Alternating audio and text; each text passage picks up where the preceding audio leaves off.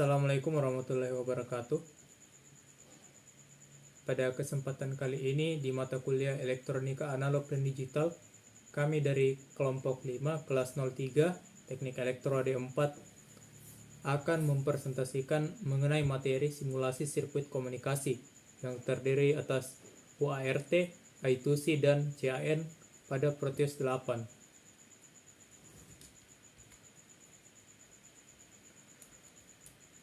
Perkenalkan, saya Muhammad Lutfi Asmi Haikal dengan NIM 220204602026.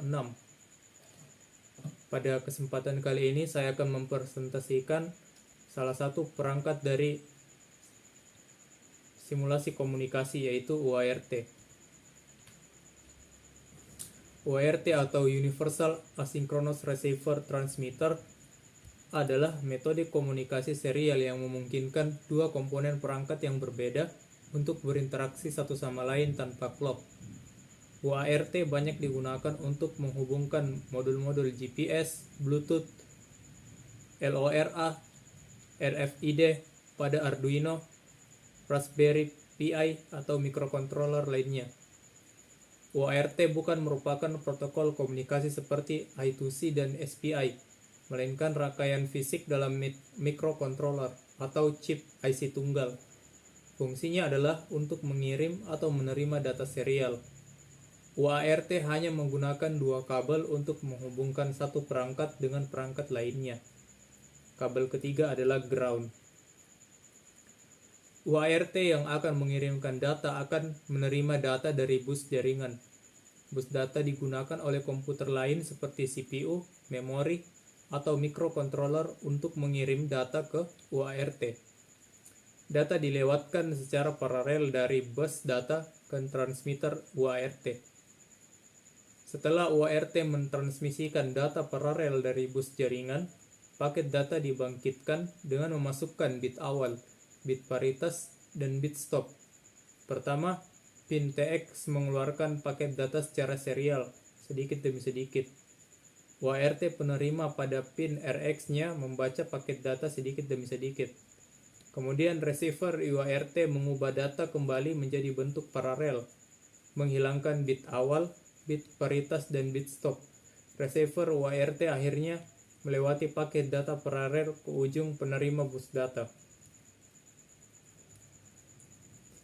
Jadi pada simulasi UART di Proteus adapun alat dan komponen yang kami gunakan, yaitu kami menggunakan program yang namanya CodeVision AVR sebagai program codingan untuk perintah dari perangkat komunikasi UART, dan Proteus 8 sebagai aplikasi simulasi untuk perangkat UART.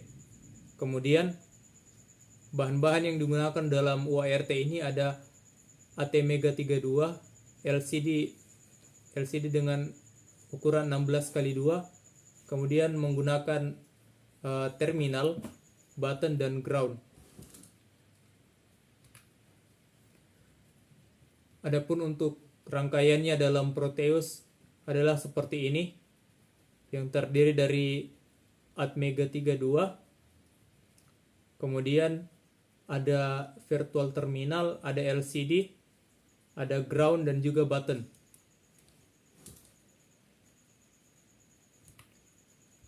Untuk kode pemrogramannya pada aplikasi CodeVision AVR adalah seperti ini.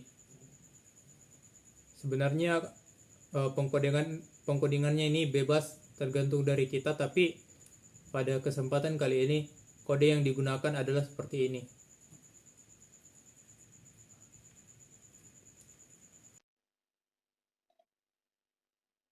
Baik, jadi kita akan mencoba mensimulasikan perangkat UART, apakah bisa berjalan atau tidak. Nah, di sini di Proteus 8 ada komponen-komponen yang digunakan. Nah, yang ini adalah ATmega 32, kemudian yang ini adalah terminalnya. Bisa kita sebut juga dengan virtual terminal. Kemudian ini adalah LCD, dan ini button, dan ini ground.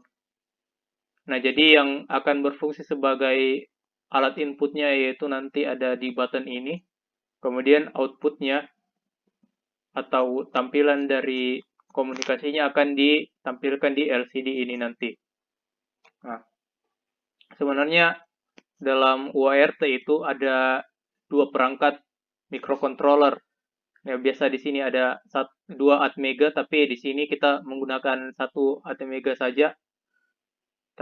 Jadi pada simulasi ini kita ganti dengan terminal aja. Nah,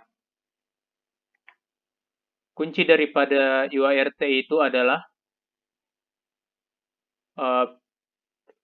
PD0 pada atmega 32 itu kita sambungkan dengan TX di terminal. Seperti itu. Misalnya ini RX, kita sambungkan dengan TX, dan TX pada atmega 32 kita sambungkan dengan RXD pada terminal.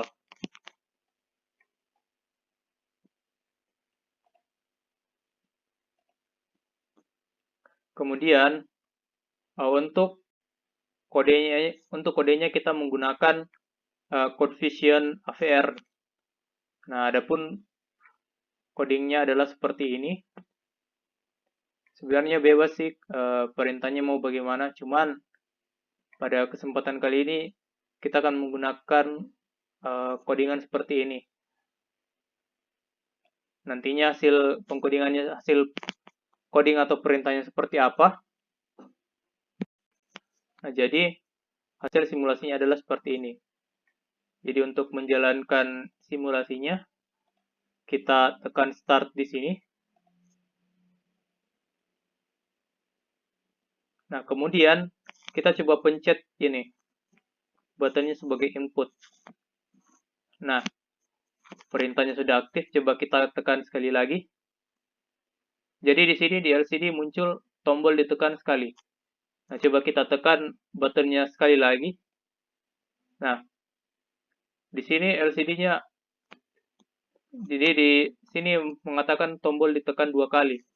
Jika kita tekan terus, maka akan muncul tombol ditekan sebanyak beberapa kali. Nah, seperti itu untuk contoh simulasi dari UART.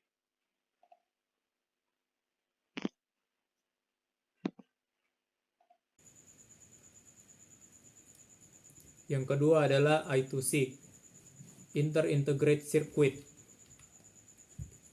Inter-Integrated Circuit atau sering disebut I2C adalah standar komunikasi serial 2 arah menggunakan 2 saluran yang didesain khusus untuk mengirim maupun menerima data. Sistem I2C terdiri dari saluran SCL, serial clock, dan SDA, serial data, yang membawa informasi data antara I2C dengan pengontrolnya. Piranti yang dihubungkan dengan sistem I2C bus dapat dioperasikan sebagai master dan slave. Master adalah piranti yang memulai transfer data pada I2C bus dengan membentuk sinyal start dan mengakhiri transfer data dengan membentuk sinyal stop dan membangkitkan sinyal clock. Slave adalah piranti yang diamati oleh master. Sinyal start merupakan sinyal untuk memulai semua perintah. Didefinisikan sebagai perubahan tegangan SDA dari 1 menjadi 0 pada saat SCL 1. Sinyal stop merupakan sinyal untuk mengakhiri semua perintah, didefinisikan sebagai perubahan tegangan SDA dari 0 menjadi 1 pada saat SCL 1. Sinyal dasar yang lain dalam I2C bus adalah sinyal acknowledge yang disimbolkan dengan ACK. Setelah transfer data oleh master berhasil diterima slave akan menjawabnya dengan mengirim sinyal acknowledge, yaitu dengan membuat SDA menjadi 0 selama siklus clock ke-9.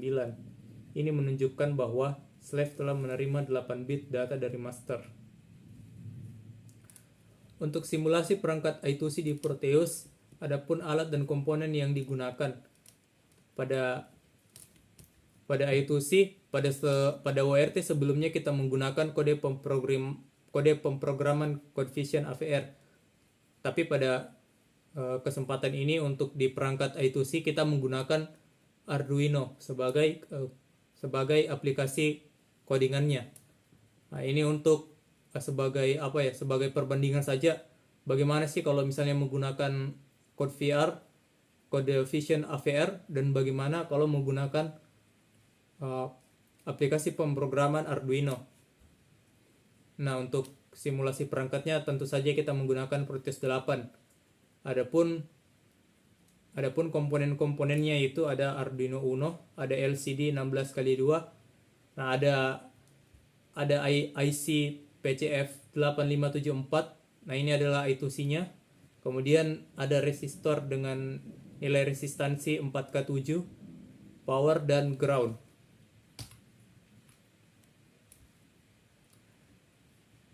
Adapun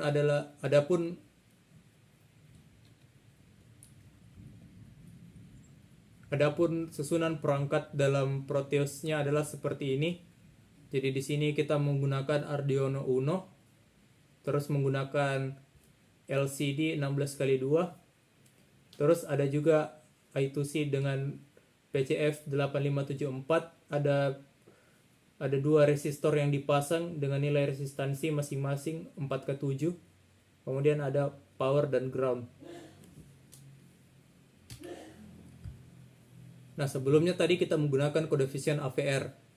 Nah, sekarang kita menggunakan yang namanya Arduino. Nah, untuk tampilan Arduino seperti ini dan untuk kodenya juga seperti ini.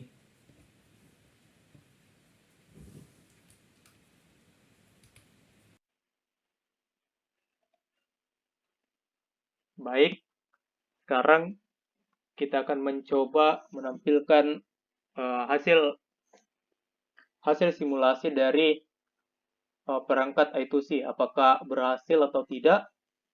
Nah, jadi pada perangkat I2C kita menggunakan aplikasi pengkodengan yang namanya Arduino. Nah, untuk mikrokontrolernya sendiri itu menggunakan Arduino Uno. Kemudian di sini ada dua pasang resistor yang masing-masing memiliki nilai resistansi 4K7. Kemudian ada power. Nah, ini adalah perangkat I2C juga.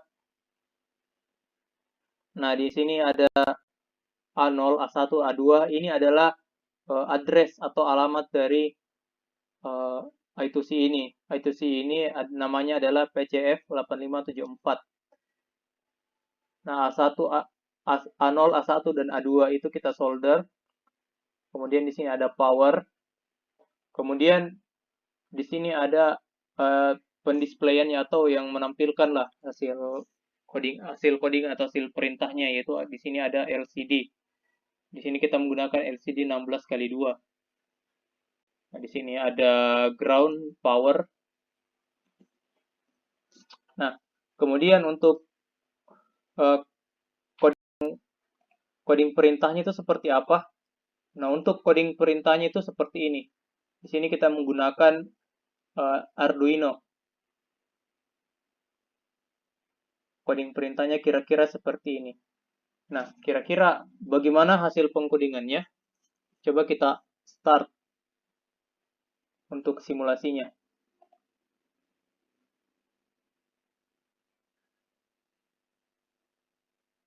Kita ada start. Nah, seperti itu. Di sini bisa dilihat kan ada teks yang berpindah dari atas, kemudian pindah ke bawah. Nah, jadi programnya berjalan dengan menggunakan codingan atau perintah seperti ini dengan rangkaian I2C yang seperti ini.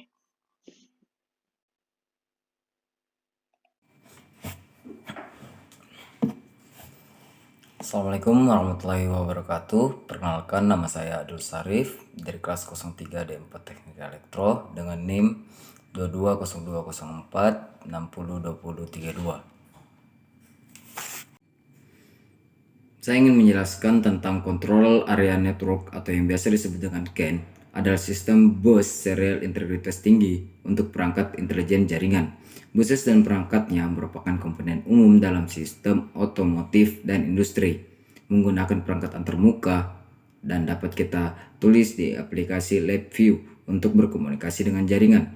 Controller area network atau yang biasa disebut dengan CAN menggunakan dua kabel setengah duplex sistem jaringan kecepatan tinggi yang jauh lebih unggul dari teknologi berantai konvensional seperti RS-232 dalam hal fungsional dan keandalan, akan tetapi menerapkan biaya yang lebih efektif. Adapun fungsi dari CAN, secara spesifik jaringan CAN dibangun untuk menghubungkan beberapa gedung atau bangunan yang terdapat dalam area kampus seperti gedung rektorat, gedung fakultas, gedung perkuliahan, gedung perpustakaan, di mana setiap gedung tersebut memiliki jaringan LAN masing-masing dengan menggunakan perangkat. Sejarah CAN, BOS awalnya dikembangkan pada tahun 1985 untuk jaringan internal kendaraan. Di masa lalu, produsen otomotif memasang alat elektronik dalam kendaraan dengan menggunakan sistem kabel searah. Para produsen mulai menggunakan semakin banyak peralatan elektronik dalam kendaraan yang menghasilkan kendaraan yang berat dan mahal. Kemudian mereka mengganti kabel-kabel yang telah dibaktikan dengan jaringan in kendaraan yang mengurangi biaya pengkabelan, kerumitan, dan berat dari kendaraan tersebut. Manfaat CAN yaitu low cost yang dapat menyediakan jaringan yang murah dan tahan lama yang membantu banyak perangkat untuk saling berkomunikasi. Keuntungan dari hal ini adalah bahwa unit kontrol elektronik dapat memiliki satu antarmuka ketimbang analog dan digital untuk setiap perangkat dalam sistem. Ini mengurangi biaya dan berat mobil secara keseluruhan. Sejarah CAN, BOS awalnya dikembangkan pada tahun 1985 untuk jaringan internal kendaraan. Di masa lalu, produsen otomotif memasang alat elektronik dalam kendaraan dengan menggunakan sistem kabel searah. Para produsen mulai menggunakan semakin banyak peralatan elektronik dalam kendaraan yang menghasilkan alat yang berat dan mahal. Kemudian mereka mengganti kabel-kabel yang telah dibaktikan dengan jaringan kendaraan yang mengurangi biaya pengkabelan, kerumitan, dan berat badan. CAN, sebuah integritas tinggi BOS serial untuk perangkat cerdas jaringan, muncul sebagai standar dan dalam kendaraan. Industri otomotif dengan cepat mengadopsi CAN dan pada tahun 1993 menjadi standar internasional atau yang biasa kita kenal sebagai ISO 11898. Sejak tahun 1994, beberapa protokol tingkat tinggi telah distandarisasi pada CAN seperti CAN Open dan DeviceNet.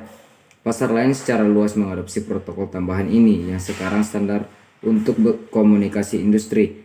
Kertas putih ini berfokus pada kaleng sebagai jaringan dalam kendaraan.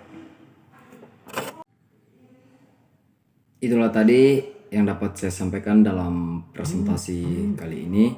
Mohon maaf jika banyak terjadi kesalahan-kesalahan kata yang saya lontarkan. Sekian dan terima kasih.